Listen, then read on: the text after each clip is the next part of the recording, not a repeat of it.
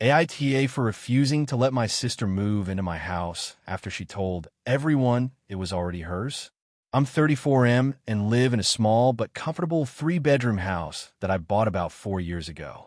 It's not huge, but it's mine and I worked really hard to get it. I spent most of my 20s saving aggressively, working overtime, and avoiding a lot of things my friends were doing because I wanted stability. My family knows this, and they've always been proud of me for it. My younger sister, Lena, 31F, has had a very different life path. She's always been a bit more impulsive. She changes jobs often, moves frequently, and tends to make decisions based on what feels good in the moment. I don't judge her for it, but it has caused her a lot of instability over the years. About 3 months ago, Lena called me in a panic because she had broken up with her boyfriend, who she had been living with. According to her, the breakup was messy and she needed to leave quickly. She asked if she could stay with me for a few weeks while she figured things out. I said yes without hesitation. She's my sister, and I didn't want her to be stuck somewhere unsafe or scrambling for a place. At first, things were fine. She moved into the guest room, and I told her she didn't need to worry about rent for the first month. I just asked that she help with groceries and keep things reasonably tidy. She agreed and seemed very grateful. But after about 2 weeks, I started noticing small things that bothered me. She began referring to the guest room as my room in a very permanent way. She started bringing in more furniture from storage. Then she talked about repainting the walls because the color didn't match her vibe. I laughed at first because I assumed she was joking. Then one night, I overheard her on the phone telling a friend that she had basically moved into my brother's house permanently and that it worked out great because she wouldn't have to worry about rent anymore. That made me uncomfortable, but I still tried to handle it calmly. The next day, I told her that I was happy to help her temporarily, but that she needed to start planning her next step because I wasn't planning on having a permanent roommate. She seemed annoyed but said she understood. About a week later, my mom called me asking why I was kicking Lena out. I was confused because I hadn't done that at all. Apparently, Lena had told my parents that I promised she could stay as long as she wanted, but had suddenly changed my mind and was now pressuring her to leave. I corrected my mom and explained that I had only offered temporary help. My mom said Lena told them she was already planning to settle here and that I had tons of extra space anyway. Then things escalated even more. Last weekend, Lena invited several friends over while I was out with coworkers. I came home to a small gathering in my living room. I don't mind guests, but what bothered me was overhearing Lena give people a tour of the house and say things like, "This will eventually be my office," while pointing to my actual home office. One of her friends even asked if I was renting from her because she introduced me as the brother who shares the house with me. That was the moment I realized how far this had gone. After everyone left, I confronted her and told her directly that this was not her house and that she needed to stop telling people that it was. I also told her she had 1 month to figure out a new place. She got extremely upset and accused me of humiliating her in front of her friends. She said family should support each other and that I was being selfish by hoarding space when she needed help. She also argued that since I live alone, it wouldn't affect me at all if she stayed longer. The next day, she went to our parents' house and told them I was throwing her out with no notice. Now, my parents are pressuring me to reconsider. My mom keeps saying that Lena is going through a hard time and that I should be more compassionate. My dad said that if I really cared about family, I wouldn't put a time limit on helping her. But from my perspective, I already did help her. I gave her a free place to stay for weeks. What bothers me most is that she started acting like my house was hers and telling people that she basically owned it or that we share it equally. I'm worried that if I let this continue, it will become impossible to get her to leave later. She already seems to be building a narrative that I promised her something I never did. Some relatives have also started messaging me, saying I'm being harsh and that housing is expensive right now, so I should be a good brother. I do feel guilty because she is my sister and she did go through a breakup recently. At the same time, I worked extremely hard for this house, and it feels really uncomfortable having someone act like they're entitled to it. So now I'm stuck wondering if I'm being too strict by enforcing a deadline for her to move out, especially when the rest of my family thinks I should just let her stay indefinitely. AITA, if you enjoyed the video, don't forget to leave a like and subscribe to the channel. It helps the content grow and motivates me to create even more great videos. Turn on notifications so you don't miss any new uploads. By the way, I'm curious. When do you usually watch my videos? While working, studying, or just relaxing at home? Let me know in the comments. I'd love to hear from you. Thank you for your support.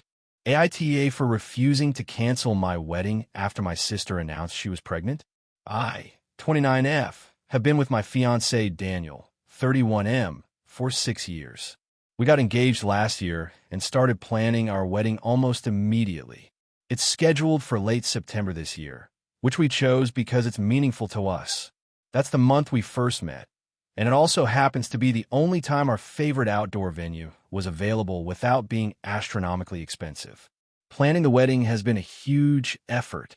We booked the venue over a year in advance, paid deposits to vendors, arranged travel for relatives coming from out of state, and even helped Daniel's elderly grandparents coordinate flights and accommodations. My parents also contributed some money toward the catering. My younger sister Emma, 26F, has always been the more spontaneous one in the family. We're close, but we've also had a bit of a dynamic where she tends to get a lot of attention because things in her life are often dramatic or unexpected. About 2 months ago, Emma came over to my apartment and told me she was pregnant. She and her boyfriend had only been together for about 8 months, and the pregnancy was apparently unplanned. She was nervous to tell the family and asked if I would be there when she told our parents for support. Of course I agreed, and I was genuinely happy for her. She seemed excited even though she was scared. A week later we had dinner with our parents, and she announced it. Everyone reacted pretty positively. My mom cried happy tears, my dad started talking about being a grandpa, and it turned into a big celebration. The only awkward part was when Emma joked that she hoped her baby wouldn't steal the spotlight from my wedding. I laughed it off because it seemed harmless. The problem started a few weeks later. Emma called me and said she had been thinking about the timing. Her due date is in early October, which means by the time my wedding happens, she'll be about 8 months pregnant. She said she was worried about traveling, being uncomfortable, and possibly going into labor early. I told her I understood and that if she couldn't come, I wouldn't hold it against her. I was sad at the idea of her missing it, but obviously her health and the baby come first. But that's not what she meant. She said she thought it would make more sense if I moved my wedding to next spring so she could attend properly and bring the baby. I thought she was joking at first, but she was completely serious. She said it would be important for her to be there and that it would be weird if the baby was born right after the wedding and not included in family photos or celebrations. I explained that moving the wedding would be almost impossible. We already paid several non-refundable deposits, and the venue is booked for the rest of the year. If we moved it to spring, we'd lose thousands of dollars and probably have to start planning from scratch. She said money shouldn't matter when it comes to family. That comment really annoyed me. I told her it's not just money. It's also the fact that dozens of guests have already made travel plans. Some people booked flights months ago. My fiancé's grandparents specifically arranged medical accommodations to travel that week. Emma said if people really cared about me, they'd be willing to adjust their plans. After that conversation, I thought it was over, but apparently she went to our parents and told them I was refusing to consider her situation. Now my mom has started hinting that maybe a small delay would be the compassionate thing to do. She keeps saying things like, your sister only gets to experience her first pregnancy once, and it would be heartbreaking if she couldn't be at your wedding. My dad hasn't said much directly, but he asked whether the deposits were truly non-refundable and suggested maybe Daniel and I could have a courthouse ceremony now and the big wedding later when Emma can attend. Daniel thinks this whole thing is ridiculous and says the date stays. He pointed out that Emma is still invited and we're not stopping her from coming. If she decides it's too uncomfortable, that's her choice. The situation escalated last weekend at a family barbecue. Emma made a comment in front of several relatives about how she might have to miss her own sister's wedding because someone refuses to be flexible. It turned into a tense argument where I said the wedding date isn't changing and she accused me of caring more about a party than my future niece or nephew. Some relatives think I'm being stubborn. Others quietly told me they think Emma is being unreasonable but don't want to get involved. Now, the whole thing has created this weird tension in my family, and I feel like what was supposed to be a happy time has turned into constant drama. Part of me feels guilty because I do want my sister there, and I know late pregnancy can be really hard. But another part of me feels like asking us to move an entire wedding that's been planned for over a year is just not realistic. So, AITA for refusing to move my wedding date because my sister will be 8 months pregnant? AITA for refusing to help my sister after she borrowed my house for her wedding without asking? I'm a 32F, and I own a small countryside house that I inherited from my grandparents about 5 years ago.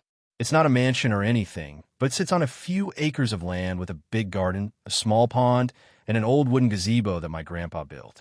The place means a lot to me because I basically grew up there. My parents worked a lot when I was younger, so my grandparents watched me most weekends and summers. When they passed away, they left the house to me because I was the one who kept visiting and helping them maintain it. My sister Emma, 29F, has always had a very different relationship with the place. She liked visiting when we were kids, but she moved to the city as soon as she could and rarely came back. She always said the countryside was boring. Over the years, she probably visited the house maybe 3 or 4 times total. Recently, Emma got engaged to her fiancé Mark. They had been planning a wedding for next summer. I was happy for them and figured they would have it somewhere in the city since that's where both of them live and where most of their friends are. About a month ago, I started getting strange messages from distant relatives asking me about the wedding at the house. At first, I thought they were confused. Then my cousin sent me a screenshot from Emma's wedding website. On it, under the venue section, it literally said something like ceremony and reception will take place at our family countryside property. Except the only countryside property in our family is my house. I immediately called Emma and asked what that was about. She sounded oddly casual and said something like, "Oh yeah, I meant to talk to you about that. We're going to have the wedding at your place. It'll be perfect." I asked what she meant by "we're going to." She said they had already decided because venues in the city were expensive and my place was basically free.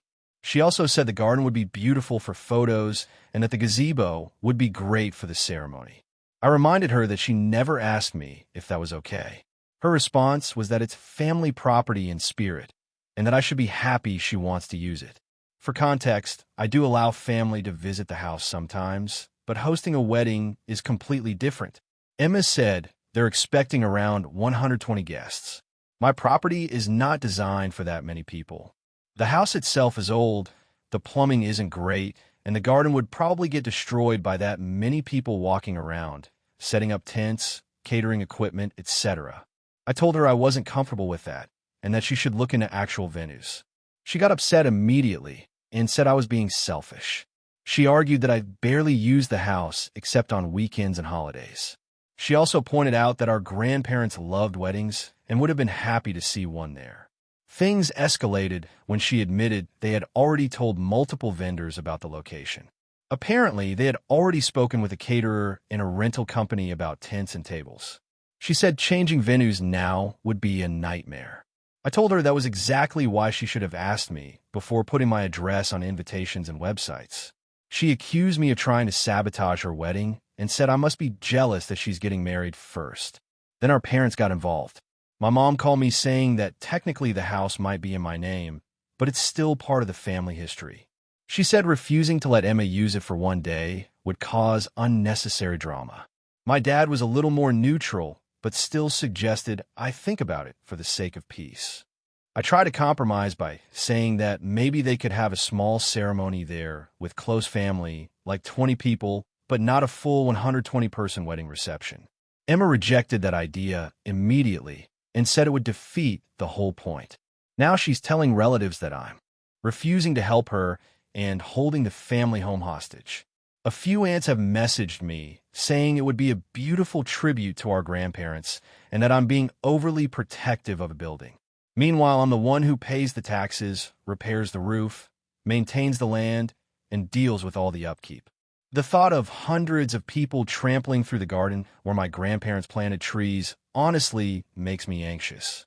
Emma recently sent me another message saying if I really loved her, I would stop being difficult and let them have their dream wedding there. She also added that they can't afford another venue at this point because they planned the whole wedding around my property. At this point, I feel like I'm being pressured into hosting a huge event I never agreed to, at a place that means a lot to me. But part of me wonders if I'm being too rigid, since it is technically just one day. So, AITA for refusing to let my sister hold her wedding at my house after she already told everyone it would be there without asking me first. AITA for refusing to give my sister the house her grandparents left me because she needs it more.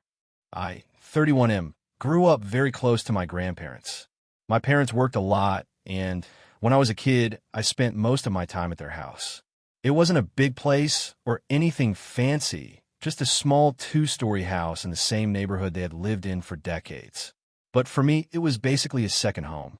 I helped my grandpa in the garden, watched old movies with my grandma, and during high school, I even stayed with them for almost a year when things at my parents' place were chaotic. My sister, Emily, 34F, never really had the same relationship with them.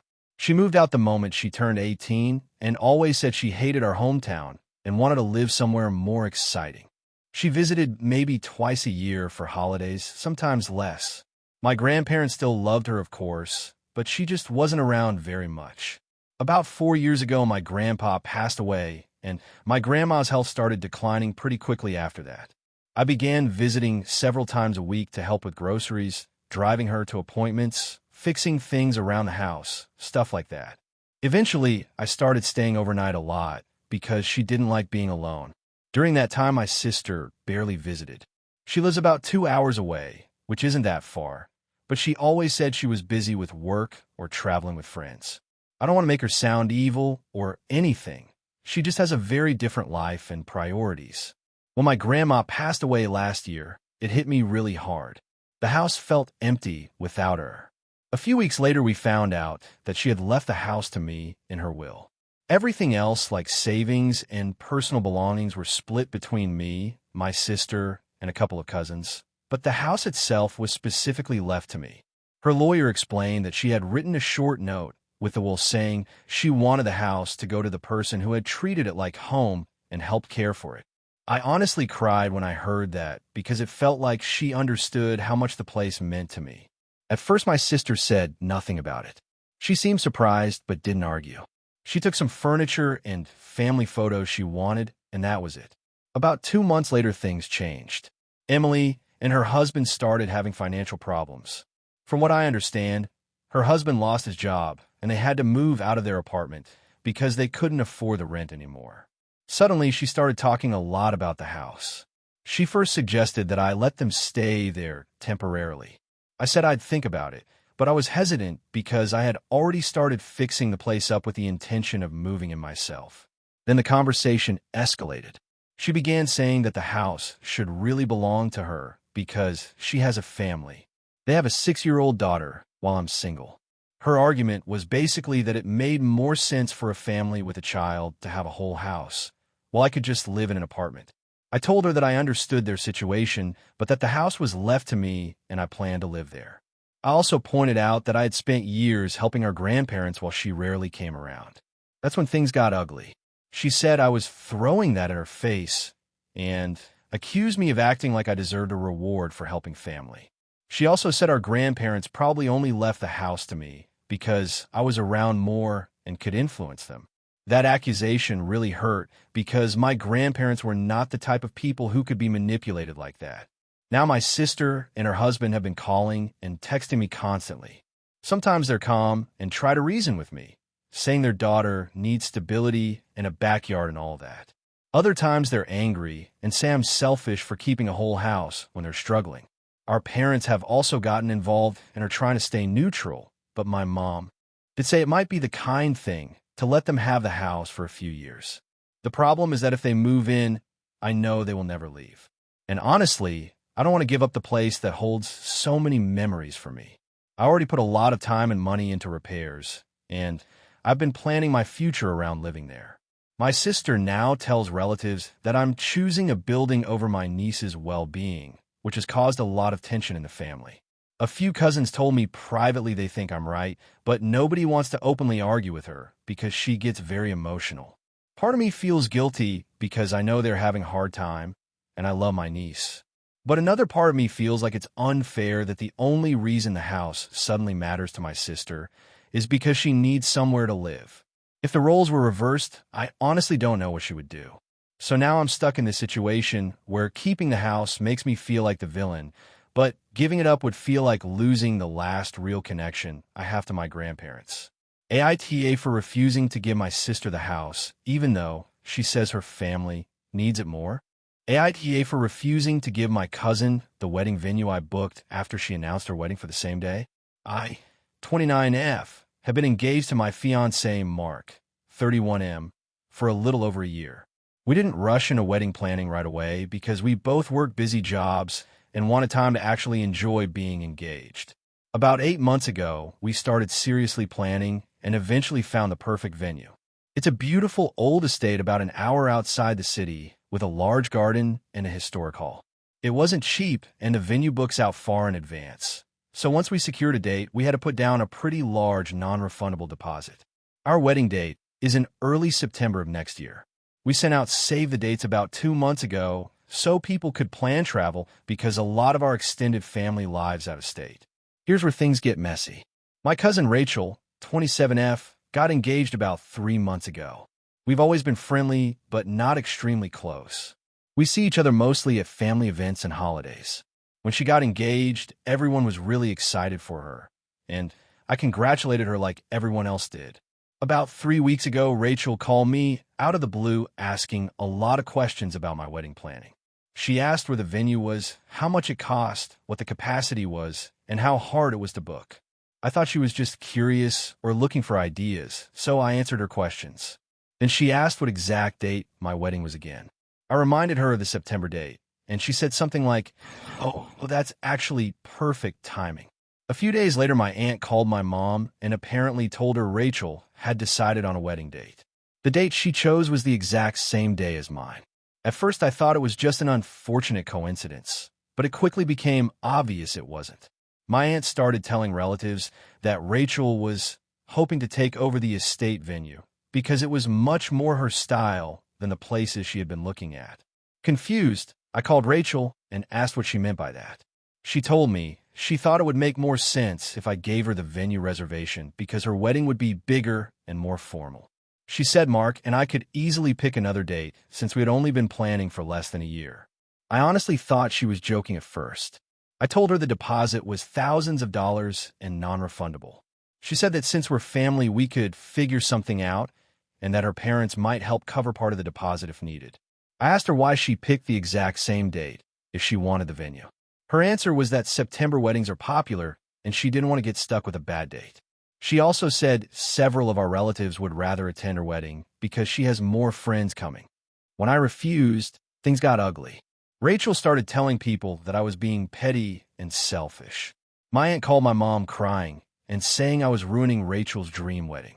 Apparently, Rachel had already told several of her friends that she was getting married at the estate before even asking me about it. Now, a bunch of family members are involved. Some of them say I should just move my wedding to another weekend since technically nothing has happened yet. Others say Rachel shouldn't have planned her wedding around taking something that was already booked. The biggest issue is that a lot of relatives would have to choose which wedding to attend if both stay on the same date. My grandmother called me yesterday and said she feels heartbroken because she doesn't know which wedding she would go to. I tried explaining that the easiest solution is for Rachel to change her date since she hasn't booked anything yet. But she says she already announced it to people and it would be embarrassing to change it now. My fiancé is furious and says we shouldn't even entertain the idea of giving up the venue or the date. But my mom is starting to pressure me because she hates family drama and thinks it would be easier if we just moved ours. The thing is, we already paid the deposit, sent save the dates, and started coordinating with vendors. Changing everything would be expensive and stressful, and honestly, it feels unfair when we planned everything first. At the same time, I know weddings can make people emotional, and I do feel bad about the situation because it's creating a huge divide in the family. Rachel keeps texting me, saying I'm being stubborn and that a good cousin would compromise so both weddings can work out. But from my perspective, the compromise would be her choosing literally any other day.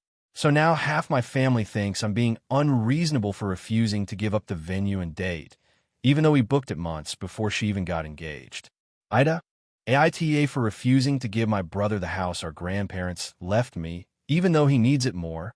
I, 34M, recently inherited my grandparents' house, and it has caused a massive conflict in my family. The house itself isn't some huge mansion, but it's a small 3-bedroom home in the town where we grew up. My grandparents lived there for over 40 years, and a lot of my childhood memories are tied to that place. For context, my older brother Mark, 38M, and I had very different relationships with our grandparents. They lived only 10 minutes away when we were kids, and I spent a lot of time there. My parents worked long hours, so after school I would often go to their house until my parents picked me up. I helped my grandpa in the garden, watched old movies with my grandma, and even stayed with them for a couple of months during high school when my parents temporarily moved for work. Mark, on the other hand, was never really interested in spending time there. He was always busy with friends or sports, which is completely fine, but it meant he didn't have the same bond with them that I did. When my grandma passed away 2 years ago, my grandpa started having health problems and needed more help. I live nearby, while Mark lives about 2 hours away. I visited my grandpa several times a week, helped with groceries, took him to doctor appointments, and handled small repairs around the house. About a year before he died, my grandpa told me that he planned to leave the house to me. I actually tried to talk him out of it because I didn't want family drama. I suggested splitting it or selling it and dividing the money. But he said the house meant a lot to him, and he wanted it to go to someone who would take care of it and hopefully keep it in the family. He also said he appreciated everything I'd done for him. When he passed away earlier this year, the will confirmed that the house was left entirely to me. At first, Mark didn't say much about it. He told me he understood that I had helped our grandparents more in their later years, and that it was their decision. But things changed when Mark and his wife started having financial problems. They currently live in a small apartment with their 2 kids, and apparently their landlord recently increased their rent. A few weeks ago, Mark called me and asked what my plans were for the house.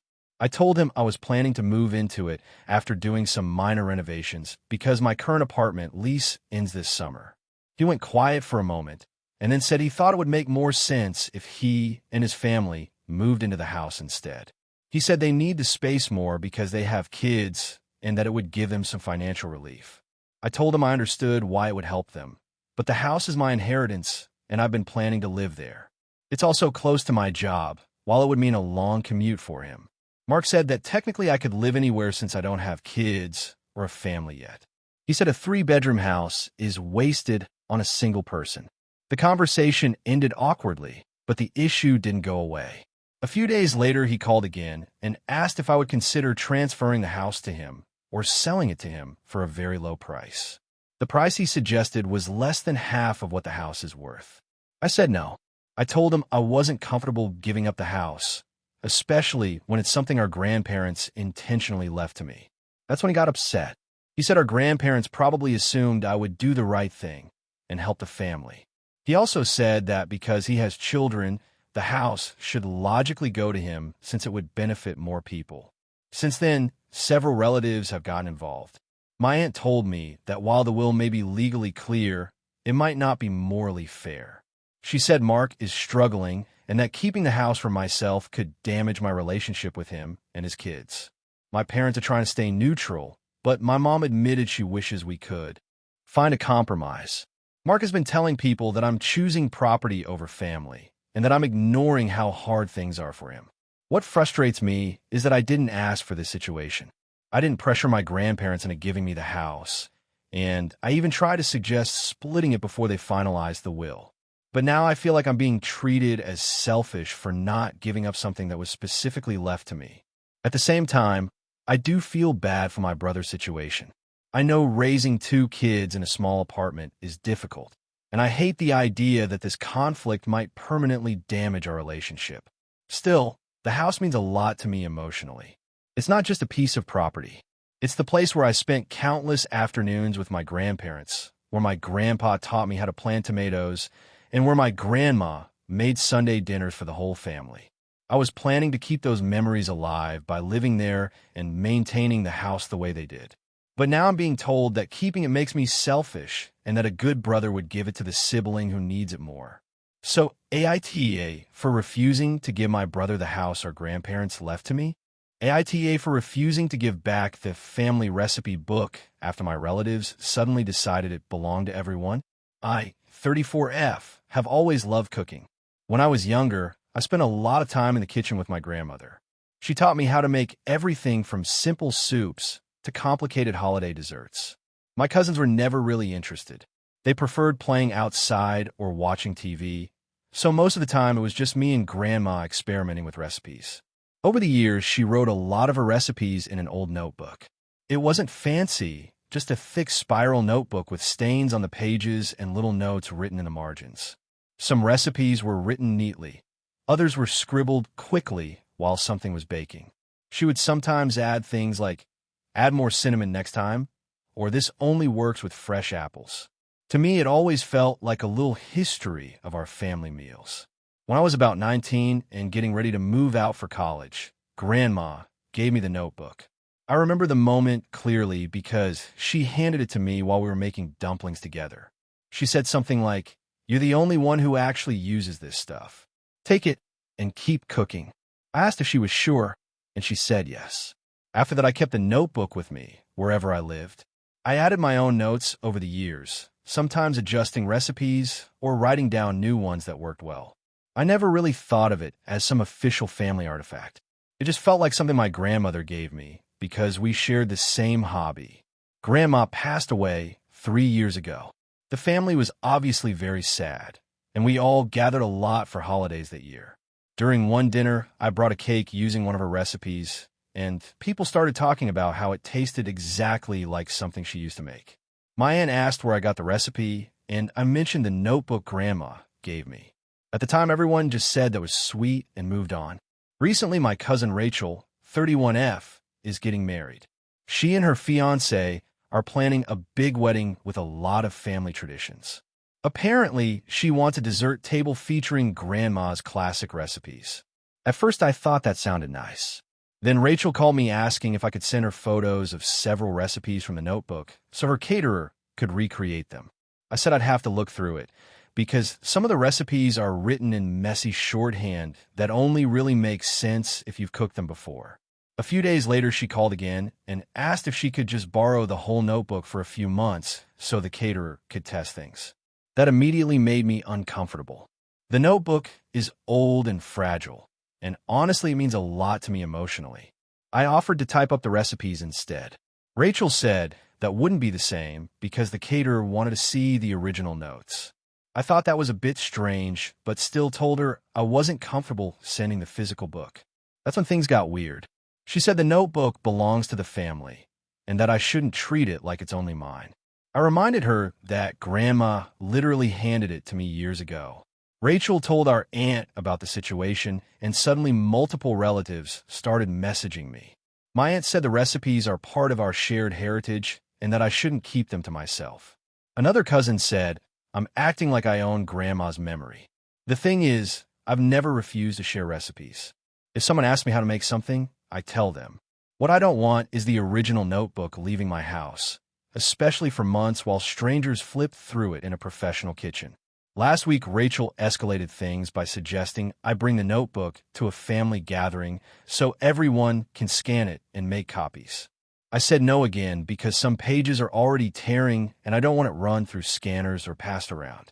Now, the narrative in the family seems to be that I'm hoarding something that should belong to everyone. My mom even said it might help avoid conflict if I just let them digitize the whole thing so nobody feels excluded. But the notebook isn't just a recipe list. It has little doodles my grandma made, grocery lists written in the back, and notes from when we cooked together. It feels personal, almost like a journal of those moments. Rachel sent me a long message yesterday saying that because of me, her wedding dessert table might not happen the way she envisioned. She said Grandma would have wanted everyone to enjoy those recipes together. Now I'm starting to feel guilty, even though I was completely willing to share the actual recipes themselves. I just don't want the physical notebook circulating around or being treated like a public document. Some relatives are now calling me stubborn and saying I'm turning a sentimental family item into a power struggle. So AITA for refusing to give my relatives my grandmother's recipe notebook, even though they say it belongs to the whole family. AITA for canceling my sister's wedding venue reservation after she removed my daughter from the ceremony, but still expected me to pay for everything. I, 38M, have one sister, Lena, 34F. Growing up, we were close, but our relationship became a little more distant after I got married and had my daughter. My wife passed away 5 years ago after a long illness. So since then, it's just been me and my daughter Mia, who is now 9. Mia and Lena have always had a really strong bond. When Mia was little, Lena babysat all the time. Mia absolutely adored her and used to tell people that her aunt was her best friend. Because of that, Lena always said Mia would have a special role if she ever got married. Last year, Lena got engaged to her fiancé, Chris. Everyone in the family was excited. A few weeks after the engagement, she came over for dinner and told Mia that she wanted her to be the flower girl at the wedding. Mia was thrilled. She spent weeks talking about dresses and flowers and practicing how she would walk down the aisle.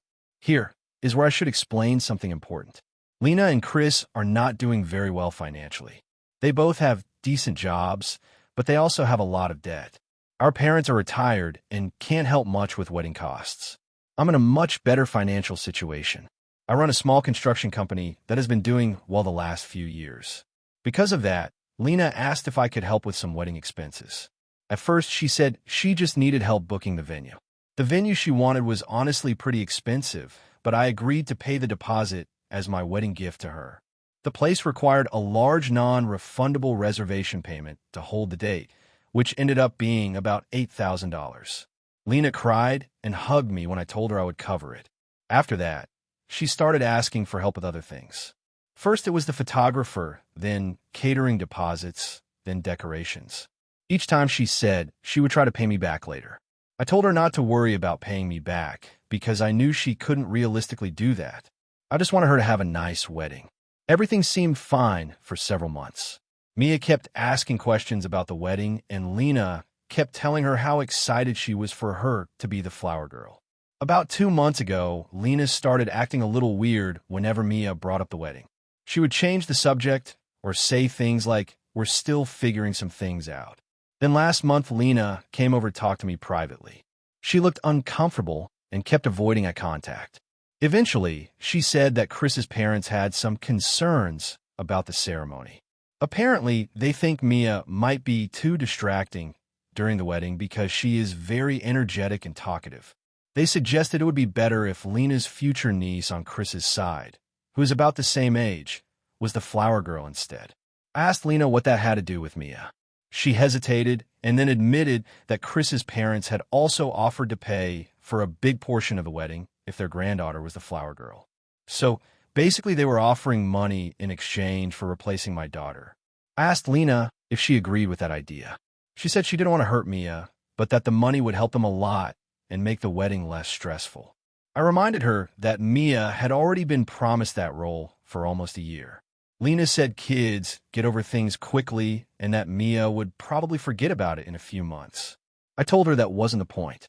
My daughter had already picked out a dress and told everyone at school she was going to be the flower girl at her aunt's wedding.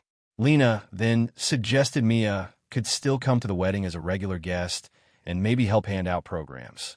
She said that way Mia would still feel included. At that point, I was honestly furious. It felt like she was treating my daughter like she was easily replaceable. A few days later, Lena confirmed that she had officially changed the flower girl to Chris's niece. She told Mia over the phone in a very awkward conversation that she had changed some plans. Mia didn't cry right away, but later that night, she asked me if she did something wrong. Hearing that completely broke my heart. So the next morning, I called the venue and canceled the reservation that I had paid for. The contract was in my name since I was the one who paid the deposit. The deposit itself was non-refundable, so the money was already gone, but the venue released the date since the rest of the payments had not been made yet. Later that day, Lena called me in a panic asking why the venue said the reservation was canceled. I told her that if my daughter wasn't important enough to be in the wedding, I wasn't comfortable funding it anymore. She completely lost it. She said I had ruined her wedding and that the date was impossible to rebook anywhere else on such short notice. She accused me of punishing her over something small and letting my ego get in the way. Chris also called me and said I had embarrassed him in front of his family because they were expecting the venue to be secured. Now Lena has been telling relatives that I sabotaged her wedding because I couldn't handle my daughter not being the center of attention. Some family members think I overreacted because the money for the deposit was already gone anyway. Others say Lena should never have promised the role to Mia in the first place if she was going to take it away. Mia still asks sometimes why she isn't the flower girl anymore, and it makes me feel even more angry about the situation. I know canceling the venue caused a huge problem for Lena and Chris, but I felt like I needed to stand up for my daughter. AITA for canceling the wedding venue reservation after my sister removed my daughter from the ceremony, but still expected me to keep paying for the wedding. Hey friends, if you enjoy this content, don't forget to like the video and share your thoughts in the comments. We really want to know what you like and what could be improved. What do you think of the video? Are there any topics you'd like to see in future videos? Your feedback really helps us get better.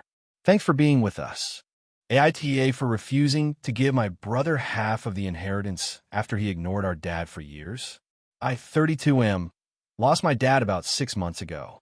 It has been a difficult time emotionally, but it has also created a situation that is now tearing my family apart. The issue revolves around the inheritance he left behind and my older brother's expectations. For some background, my brother Daniel, 35M, and I had very different relationships with our dad during the last decade of his life. When we were younger, our family was fairly normal. Our parents divorced when I was about 14 and Daniel was 17. It was messy and there was a lot of resentment afterward, especially from Daniel. He blamed our dad for the divorce and slowly distanced himself over the years. At first, it was just fewer phone calls and visits. Eventually, it turned into almost no contact at all. By the time Daniel was in his mid-20s, he had basically cut our dad out of his life. Our dad tried for years to reconnect with him. I saw it firsthand. He would send birthday messages, try to call him on holidays, and occasionally invite him to family dinners. Daniel usually ignored the messages or responded with short replies that made it clear he wasn't interested in rebuilding the relationship. Meanwhile, I stayed close with our dad. After college, I moved back to the same town for work, so we saw each other often. I helped him with things around the house, and we would get dinner together once a week. As he got older, he started having some health problems, and I helped him get to appointments and manage medications. About 3 years ago, he was diagnosed with a heart condition that required surgery and long recovery periods. During that time, I was the one taking time off work to drive him places and help him at home. My brother knew about the situation because my dad tried to reach out again during that time, but Daniel still kept his distance. I'm not saying my brother is a bad person. I know he carried a lot of anger about the divorce. But the reality is that for nearly 10 years, he had almost no relationship with our dad at all. When my dad passed away, the will came as a surprise to me. He left the majority of his estate to me. The house, his savings, and some investments were all listed under my name. Daniel was mentioned in the will, but he only received a smaller amount of money that was set aside specifically for him. I didn't know about any of this beforehand. My dad never told me the details of the will while he was alive. When Daniel found out, he was furious. He called me the same day. We met with the lawyer and accused me of manipulating our dad. He said I must have pressured him into changing the will. That accusation honestly hurt a lot because it completely ignores the fact that I spent years taking care of our dad while he refused to even talk to him. I tried explaining that I had no idea what was in the will, but he didn't believe me. Over the next few weeks, Daniel started calling and messaging me constantly. At first, he demanded that I split the inheritance 50-50ths because that's what fair siblings do. I told him that I wasn't comfortable going against our dad's final wishes. Then he changed tactics and started saying that our dad probably wasn't thinking clearly when he wrote the will. According to the lawyer, the will was updated about 4 years ago, well before my dad's health started declining seriously. Now my brother has started involving other family members. A few of our cousins and even one of our aunts have contacted me saying that while the will might technically be legal, it would be morally right to divide everything equally.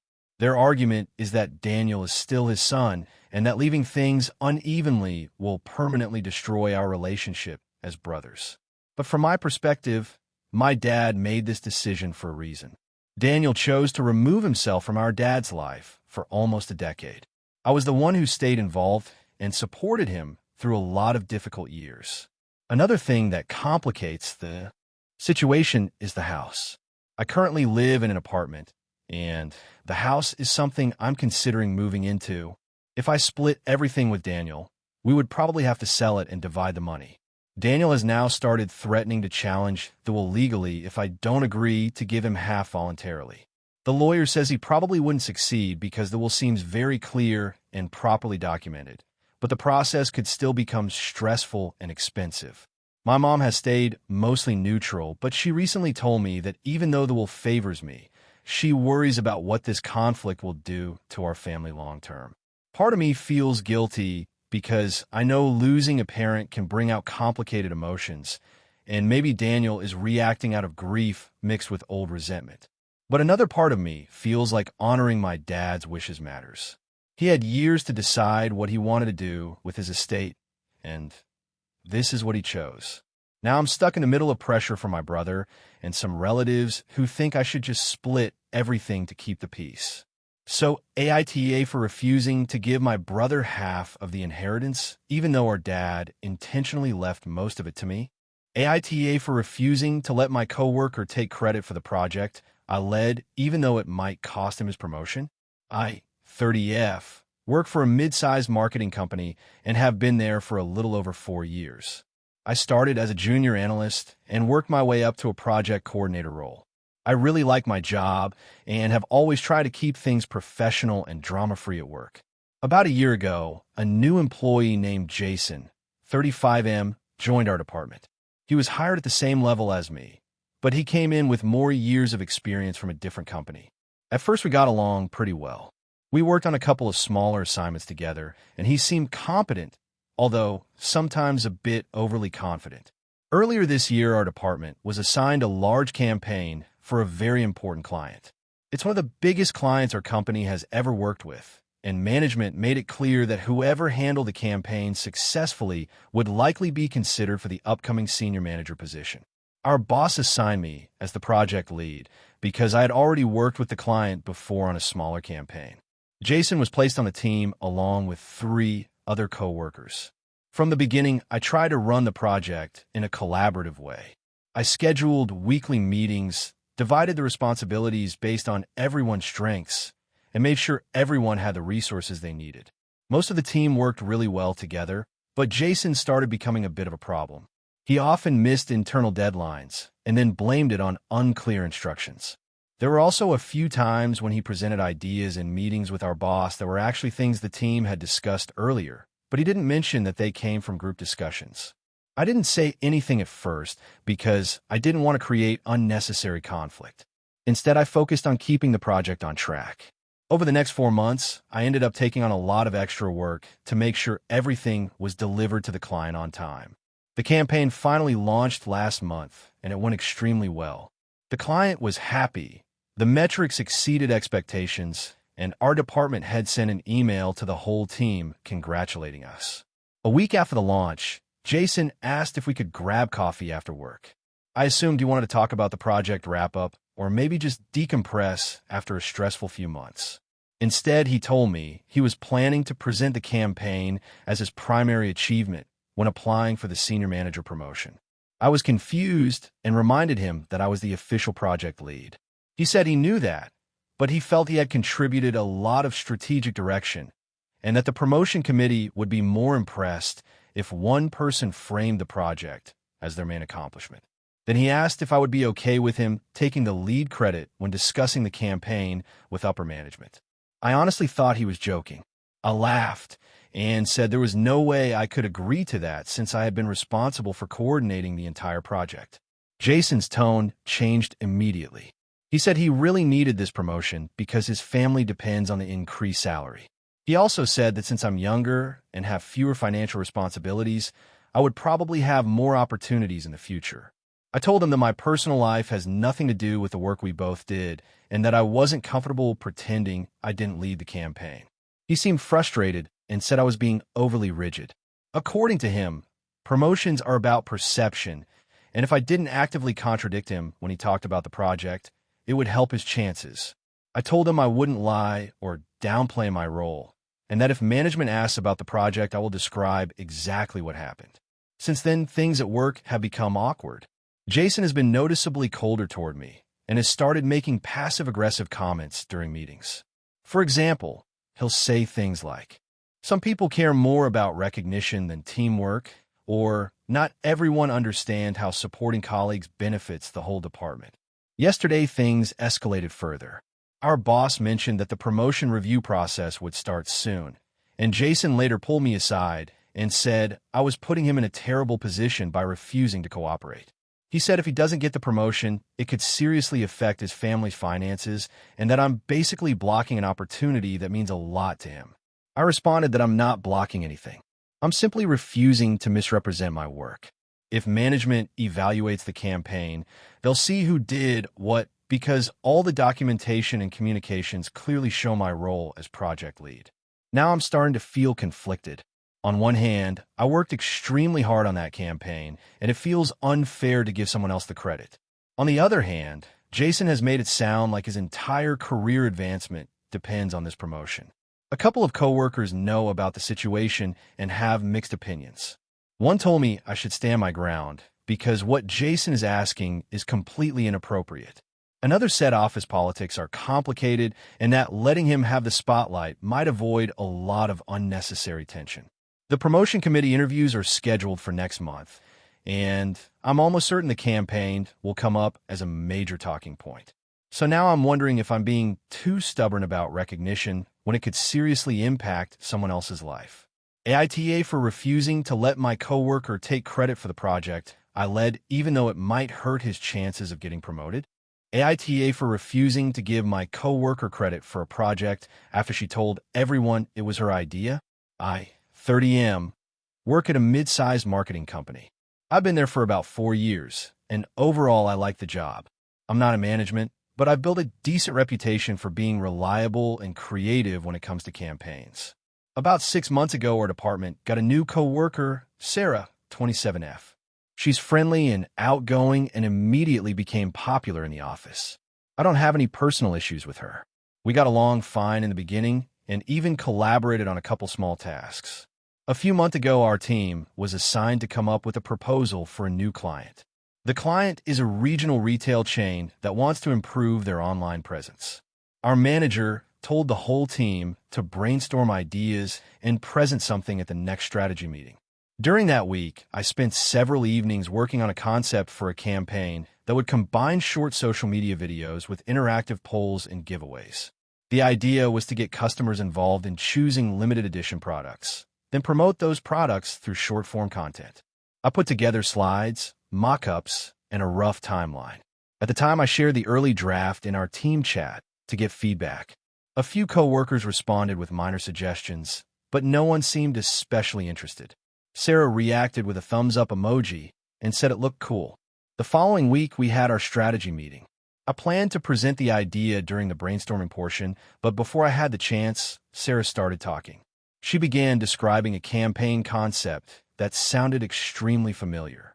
As she kept explaining, it became obvious she was describing the exact structure of the project I had posted in the team chat. She even referenced interactive polls and limited edition items, which were very specific parts of the concept. I initially assumed she was just expanding on the idea I shared and would mention that it came from my draft. Instead, she continued presenting it as if she had developed the concept herself. She showed a few slides that were clearly based on the ones I had posted, although slightly redesigned. The room responded really positively. Our manager said the campaign sounded innovative and asked Sarah if she could develop the idea further for the official client pitch. I interrupted and said that the concept was actually the same one I had posted in the team chat the week before. I even pulled up the message and showed the slides on my laptop. The room got awkward immediately. Sarah said she had been inspired by the discussion and thought we were all contributing to the idea together. I pointed out that most of the details she presented were already written in my original draft. Our manager suggested that we both work on the campaign together and not worry about who started it. I agreed during the meeting because I didn't want to cause a scene, but privately, I was annoyed. Over the next couple weeks, I ended up doing most of the actual work developing the campaign, while Sarah handled presentation design and spoke more during meetings. When we finally pitched the idea to the client, Sarah did most of the talking while I handled the technical details. The client loved the campaign and approved it. After the meeting, our manager congratulated Sarah specifically for coming up with such a strong concept. That was the moment I realized that despite my earlier comment, people still seemed to associate the idea with her. Later that day, I emailed my manager explaining that the core concept was originally mine and that I felt uncomfortable seeing it credited elsewhere. I attached the original files and timestamps from the team chat. My manager responded that he understood, but said what mattered most was that the team succeeded. He said it would be better not to focus on individual credit. Meanwhile, Sarah has been talking about the campaign around the office as something she developed.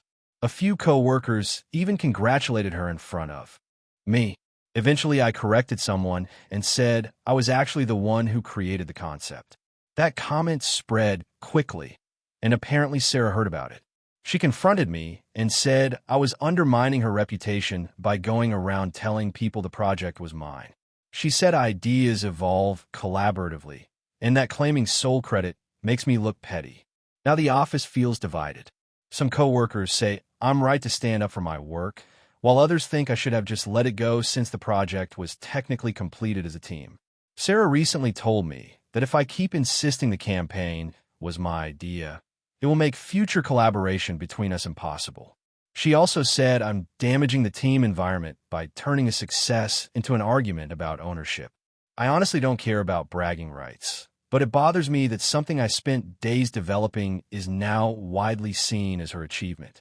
So AITA for continuing to correct people and say the project idea was mine after my coworker presented it, as if she came up with it first? AITA for refusing to give my brother the password to the family streaming accounts after he kicked me out of the apartment we shared. I, 27M, moved in with my older brother Jason, 31M, about 3 years ago. The original plan was that it would only be temporary while I save money for my own place, but with rent prices constantly going up in our city, it ended up lasting much longer than expected. Jason owns the apartment. He bought it a few years before I moved in with help from our parents. Because he owned the place, I paid him rent that was lower than market price, but still enough to help cover his mortgage and utilities. We also split most bills like groceries and internet. Overall, it worked out well for a long time. We both worked different schedules, so we weren't constantly in each other's space, and we had a pretty simple system for shared expenses. One thing that ended up happening naturally was that I handled most of the subscriptions and streaming services. I had already been paying for several accounts before I moved in, including video streaming, music streaming, and a couple of gaming subscriptions. Jason asked if we could just share them instead of him getting his own accounts, so I added his devices and gave him the passwords. Over time, the number of subscriptions grew. Whenever Jason suggested a new service, I would usually sign up for it, and he would say he would cover the next grocery run, or something like that. It wasn't a perfectly balanced system, but it never seemed like a big deal. About 8 months ago, Jason started dating someone named Laura. At first, I was happy for him. He had been single for a long time and seemed really excited about the relationship. Laura started coming over to the apartment pretty frequently. At first, it was just weekends, then several nights a week, and eventually it felt like she was basically living there. She had clothes in the closet, toiletries in the bathroom, and even started using the kitchen when I wasn't home. I didn't say anything for a while because I didn't want to cause problems, but the situation became awkward because she clearly didn't like sharing the space with me. She wasn't openly rude, but she would make little comments like asking Jason if they could have a night alone without roommates. The thing is, I wasn't really a roommate in the traditional sense. I was his brother who had been living there for years. A few weeks ago, Jason asked if we could talk. He said Laura was planning to move in officially and they wanted the apartment to feel like their place. Then he told me he thought it would be best if I moved out within 2 months. I was honestly shocked. I reminded him that the original plan had always been that I would stay until I could comfortably afford my own place. Rent in our city is extremely high right now, and 2 months is not a lot of time to find something affordable. Jason said he understood, but that his relationship had to come first. He also pointed out that technically it was his apartment, and he had the right to decide who lived there. That part was obviously true, but it still felt like a huge betrayal. I had helped him with bills for years and never complained about Laura practically living there for free. I ended up scrambling to find a new place and eventually managed to rent a very small studio across town. It's much more expensive than what I was paying before, but I didn't really have a choice. After I moved out, Jason texted me asking for the updated password to one of the streaming services because it had logged him out of the TV. That was when I realized something. Every single subscription was still being paid entirely by me. So I changed all the passwords and removed his devices from the accounts. The next day, Jason called me asking what happened. I told him that since I no longer lived there, I didn't see a reason to keep paying for entertainment services for his household. He said that was petty because those accounts had always been shared. I reminded him that. Shared usually means both people contribute something. Now he says Laura is annoyed because they have been watching several shows together on my accounts and suddenly can't access them anymore. Jason also pointed out that the cost of those subscriptions is small compared to how much money I saved living in his apartment for 3 years. I told him that if the cost is so small, then it shouldn't be a problem for them to get their own accounts. Our parents are now involved and think I'm being immature. My mom said family shouldn't nickel and dime each other over things like streaming services. But from my perspective, Jason had no problem prioritizing his new relationship over my housing situation. Being told to move out on short notice forced me into a much more expensive living situation. Part of me feels like cutting off the streaming accounts is the only small bit of control I have left in this situation. Jason says I'm holding a grudge and punishing him over something that was ultimately his right as the apartment owner. I don't think it's fair that he expected me to keep paying for subscriptions that he and his girlfriend use every day while I'm now struggling with higher rent. So now the family is split between people who think I'm justified and people who think I'm being petty. AITA for refusing to give my brother the streaming passwords after he kicked me out so his girlfriend could move in. AITA for refusing to pay for my sister's vacation after she told our family I would cover it. I, 36F, have always been the financially responsible one in my family. I have a stable career as an accountant and have worked hard to save money for myself over the years. My younger sister, Emily, 30F, has a very different approach. She's charming and fun, but she's extremely impulsive with money, often spending it on trips, clothes, and gadgets without considering her budget. Our parents have tried to step in at times, but they usually just shake their heads and let her learn the hard way. I've always offered advice, but rarely money unless it's something serious. About a month ago, Emily called me with an urgent problem. She had found an amazing deal on an all-inclusive beach vacation for herself and a group of friends. She explained that it was expensive up front, but would save them money in the long run. She wanted to go in 3 weeks. I was shocked because her planning was extremely last minute, but she told me not to worry. She had a way to cover it. When I asked what that meant, she said casually, well, you could help me out since you make more than me. I said I couldn't commit to that and that she needed to handle it herself. She sounded disappointed, but dropped it after a few minutes. Then things got stranger. 2 days later, I started getting texts from my mom and a few cousins congratulating me for making it possible for Emily to go on her dream vacation. I had no idea what they were talking about, so I called my mom. That's when she told me that Emily had gone around our extended family and told everyone I had promised to cover her trip. She said it was fine and that I was just being humble and didn't want to brag. I was stunned. I never agreed to pay for the trip. I told my mom she was mistaken, but my mom said that Emily had sounded very convincing and no one doubted her. I called Emily and told her directly that I never agreed to pay for the trip. She laughed and said, "Relax, I didn't think you'd say no. I just told everyone you'd handle it, so they wouldn't nag me about going." I was furious. I told her this was not a joke. She said, "Don't worry, they'll understand if you back out. It's not like anyone's actually counting on you to send money." Unfortunately, it wasn't that simple. Emily had already booked the trip and emailed everyone confirmation, including the payment. The travel company required payment within 48 hours, and she said she couldn't cover it herself. She literally went around telling friends and family that her sister was paying. Some of them even sent me messages asking if I needed bank details so they could reimburse me. I said no, I wasn't paying. She responded by saying I was being unreasonable and ruining everything. She also called me selfish in front of our parents when they called to ask why I wasn't helping. My parents were disappointed because they felt it would make Emily happy and avoid conflict. I explained calmly that I had never agreed to pay and that this was her responsibility, but they started pressuring me, saying I was overreacting and that this could harm our family dynamic. Emily's friends also started messaging me, saying I was being mean for not helping her afford the trip. Some even assumed I was deliberately trying to make her miss out on a once-in-a-lifetime opportunity. I tried to clarify that I wasn't trying to ruin anything, but that I also couldn't and would not pay for something I never agreed to. The situation escalated when Emily posted on social media about her upcoming trip, tagging family members and implying I had made it possible. My mom commented something like, "So grateful for my name, making this happen." This triggered a lot of messages from relatives asking when I would send payment. I've ignored most of them and reiterated privately that I'm not covering the vacation, but some relatives are now subtly accusing me of being stingy and selfish. I offered to help in other ways, like giving her advice on packing, helping her find cheaper activities, or even lending her a beach book to read while she's there. But she refused everything and accused me of punishing her because I wouldn't give her money. I feel trapped. If I give in, I'll be reinforcing her habit of misrepresenting promises and expecting me to pay for things she wants.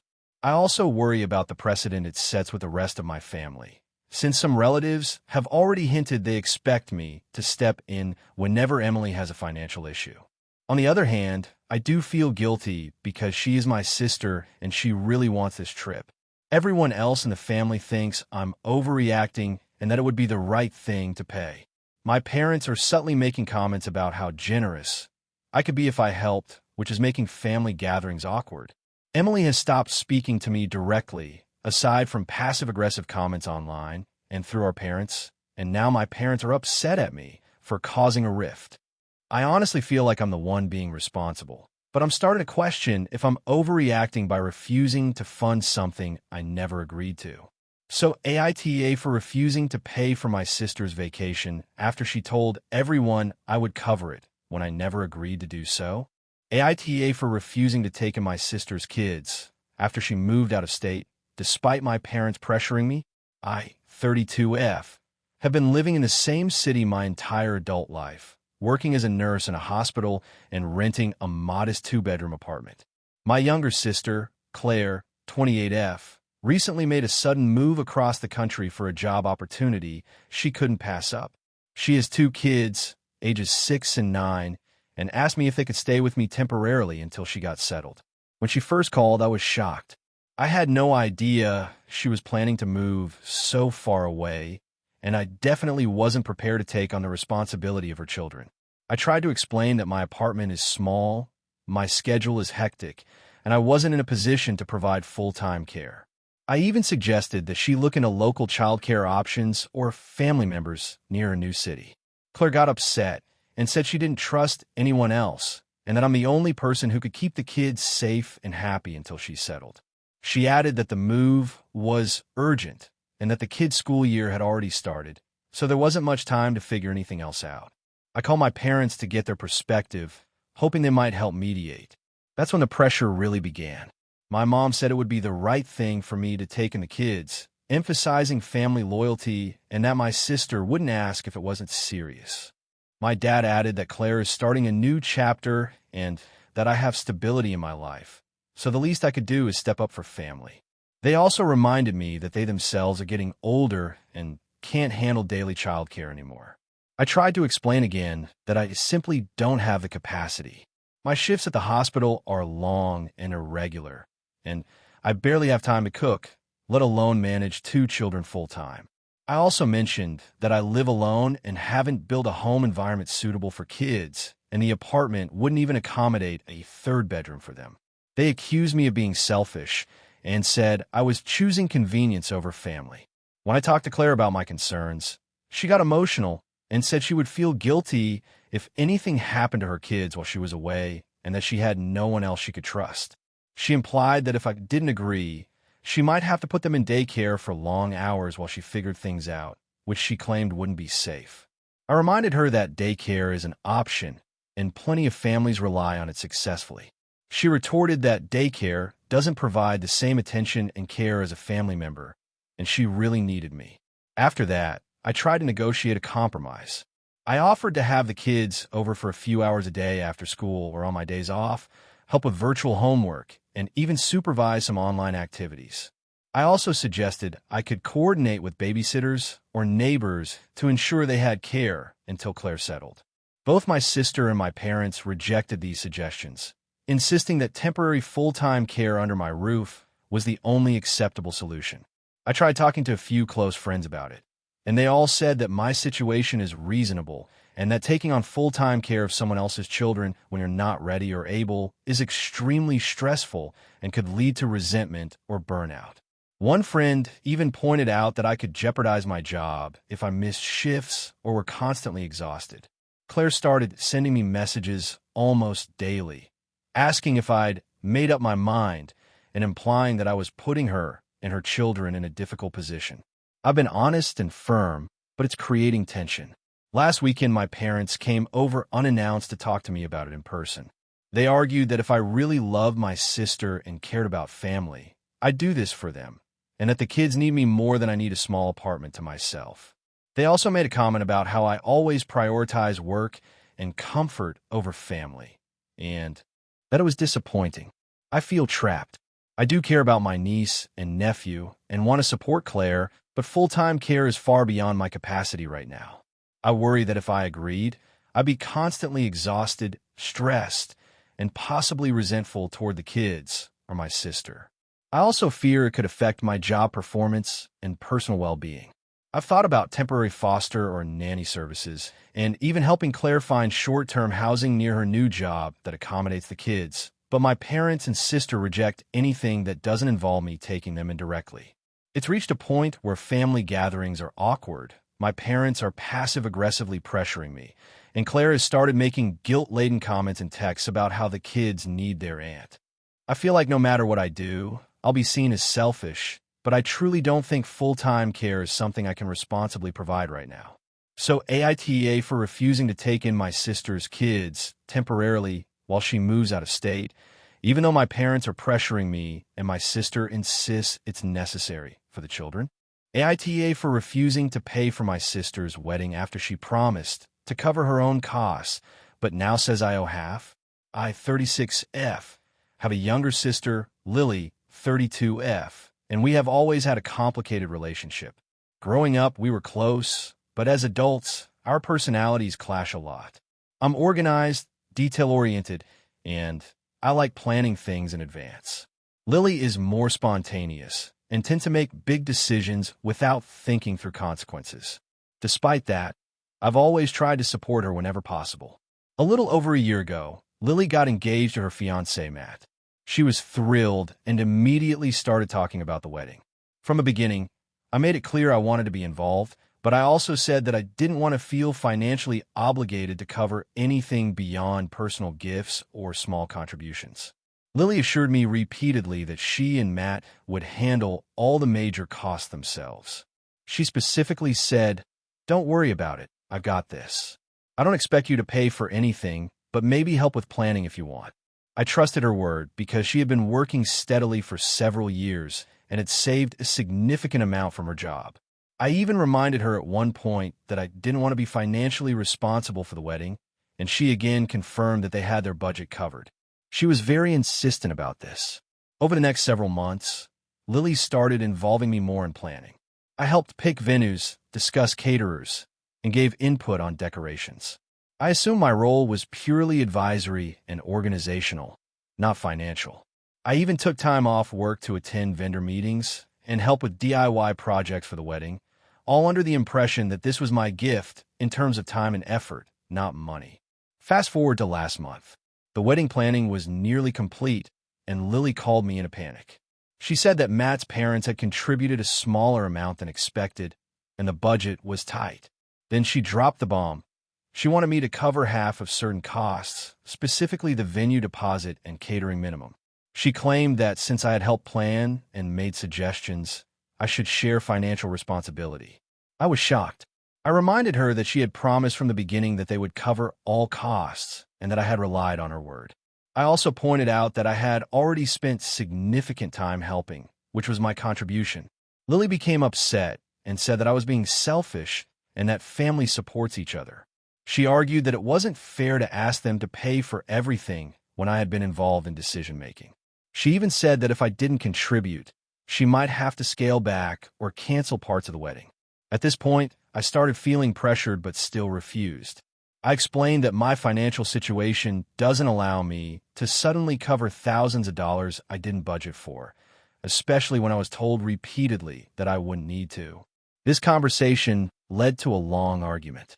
Lily accused me of being ungrateful and of trying to ruin her wedding. She told me that all my help would have been meaningless if I refused to put my money where my mouth is. I pointed out that my help was freely given and that being forced to pay was completely different. She also suggested that since I enjoyed picking the venue, menu, and decorations, I should naturally want to invest in them financially. I tried to explain that enjoying the planning process does not equal financial commitment. The situation became more stressful as word spread among family members. Some relatives are now saying I should just contribute and avoid drama, and that I'm putting a wedge between Lily and myself. Others are supporting me, saying that since Lily explicitly promised to handle costs, it's unfair to demand money now. Even our parents are divided. My mom is pressuring me to pay to keep peace, while my dad is telling Lily she needs to respect agreements and not retroactively demand funds.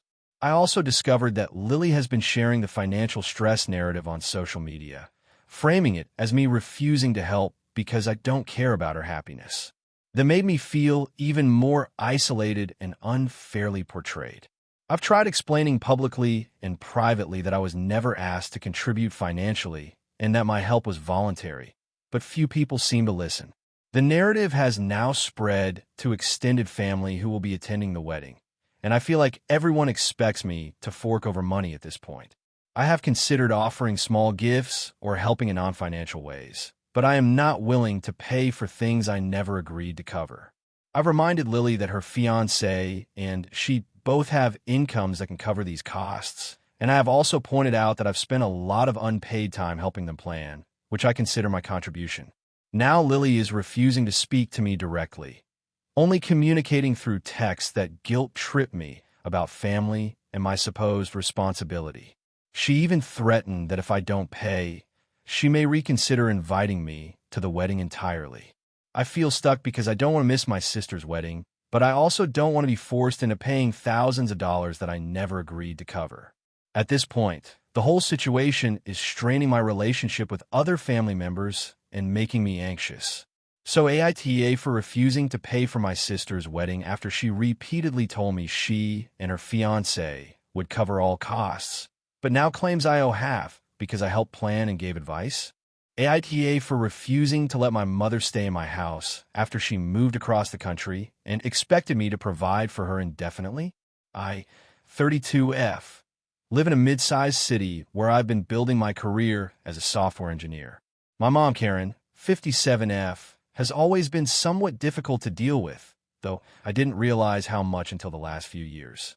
My father passed away when I was 21, and since then my relationship with my mom has been a mix of guilt, obligation, and occasional genuine closeness.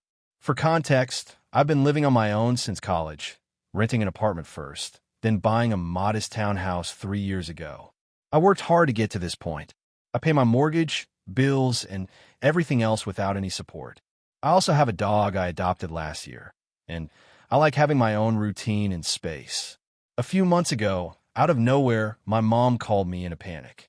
She had decided to move across the country to be closer to family because she was tired of living alone in a small town. I was a little surprised because she hadn't mentioned wanting to move, and my city is not exactly close to her previous location. She claimed she didn't want to bother me, but she also suggested that I could help her figure out a place to stay when she arrived. I tried to be polite, but set some boundaries. I told her I wasn't in a position to provide long-term housing and that she needed to find her own place. I offered to help her look online for rentals or give advice on moving logistics, which she agreed to. When she arrived last month, she was clearly expecting more than advice. She initially stayed in a hotel, but after 2 weeks, she started asking if she could stay with me temporarily until she finds a place. I said I could host her for a weekend, but I had commitments and a dog who isn't used to visitors. I also work from home, so my schedule is tight. She pushed back and argued that a weekend wouldn't be enough to get settled, especially since she wanted to unpack and look for furniture at the same time. Eventually, I relented and let her stay for a few days longer than I originally intended, thinking I could help her transition. During this time, she began asking for little things constantly. She wanted me to drive her to stores, cook meals she liked, help assemble furniture, and even asked me to keep an eye on her mail because she didn't trust the new post office system. I tried to help where I could, but I was increasingly uncomfortable because it felt like she was expecting me to be her personal assistant indefinitely. The turning point came last week. She casually mentioned that she thought she could stay with me as long as needed because she didn't want to pay for an apartment immediately and she thought it would be more comfortable to be with family. I reminded her that I had already told her I couldn't host her long term. She said that since I was working from home and had the space, it shouldn't be a problem. She also implied that I was being selfish for not wanting to take care of my own mother. I tried reasoning with her. I said I couldn't afford to accommodate her long term in addition to my mortgage, utilities, groceries, and other responsibilities. I also told her that my dog and my routine wouldn't allow her to stay indefinitely without major adjustments.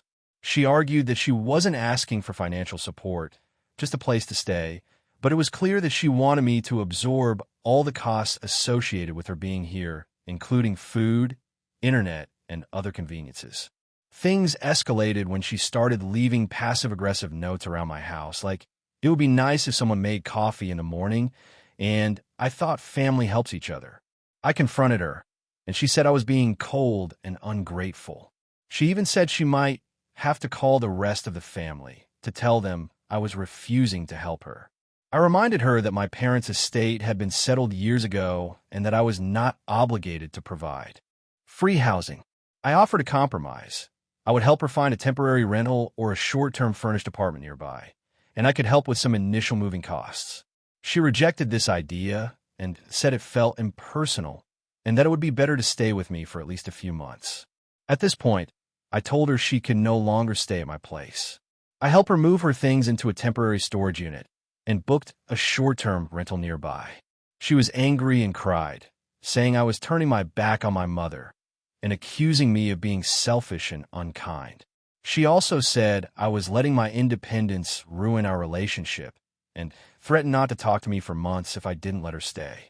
Some relatives have since called me to say I was harsh and should have at least let her stay a few more weeks. Others say I was completely right to set boundaries because my home and my responsibilities come first. I feel guilty because she is my mother, but at the same time, I have a life I've worked hard to build and a home I'm responsible for maintaining.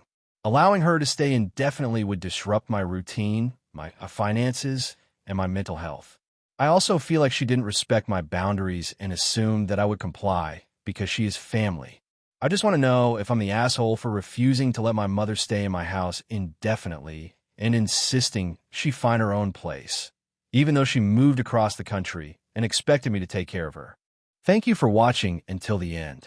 If you enjoyed this video, don't forget to like and subscribe to the channel so you won't miss new videos also.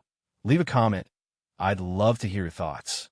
Your support and engagement mean a lot to me. See you in the next video.